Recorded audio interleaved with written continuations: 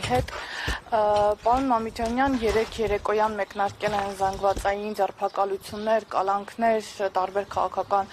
գործիչների դեմ նոր գործեր են հարուցվում։ Ինչպես է սա մեկնաբանում, ինչու ընտրություններից ընդամենը 1-2 օր առաջ արդյոք քաղաքական այս process-ները կապված են Նիկոլ Փաշինյանի մտավախությունների հետ։ Կներեք, ես շատ դեմ եմ ձեր ձևակերպմանը, 3 չեն մեկնարկել։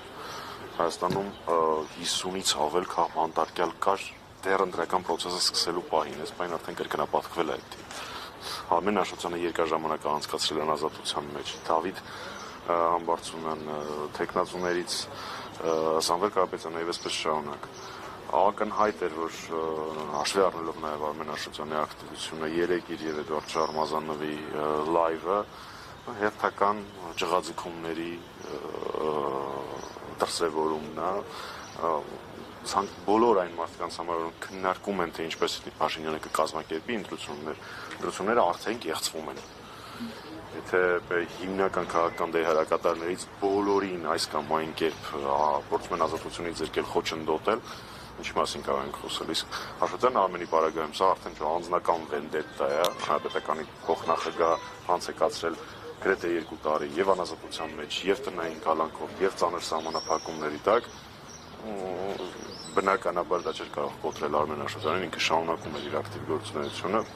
ընդհանուր մինչեւ 3-4 գիշերվա եւ Շարմազանովի լայվի ընթացքում պարզ է, որ այս ռեակցիան պիտի լինի Փաշինյանի մոտ, ինչ բան չկա։ Իսկ Արմեն Սահակյանի կալանավորումը ինչ մեղադրանք է առաջադրվել, սպասելի էր թե ոչ, եւ այս տարիների ընթացքում դուք էլ նշեցիք, որ հաճախ ժամանակ առ ժամանակ նոր քրեական գործեր, նոր ձերբակալություններ ու կալանավորումներ, բայց կարծեք որևէ մեղադրանք չի ապացուցվել, հա։ Բոլոր այլախոհների նկատմամբ ներառյալ Արմեն Սահակյանին էլի հանրապետականներ կան այս օրերին,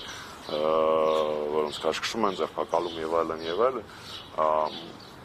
բոլորի դրդապատճառը նույնն է Փաշինյանի վախերը, ուրիշ որևէ բացատրություն չկա, անդադար այդ գործերը, նրանք, որոնք շատ շուտ են սկսել եւ հասնում են տարբերակ, քանդվում են տարբեր փուլերում, ել չեմ ասում, որ գործերի 90%-ի պարագայում մենք խոսում ենք նախադատական փուլում մարդկանց ազատությունից զրկելուց, այսինքն խափանման միջոցով որպես պատիժ կիրառելուց ու դա բոլոր միջազգային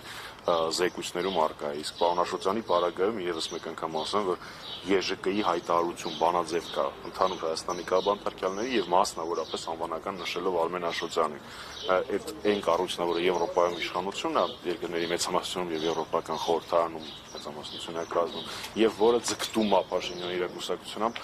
անդամակցել ամեն ինչ անում է դրա համար, այսինքն ինքը ուզում է անդամակցի մի կառույց, որը ճանաչում է Հայաստանում կան կաբանտարկյալներ, որը ճանաչում է որ Արմեն Աշոտյանը կաբանտարկյալ է։ Սա է ողջ իրականությունը։ Շնորհակալ եմ։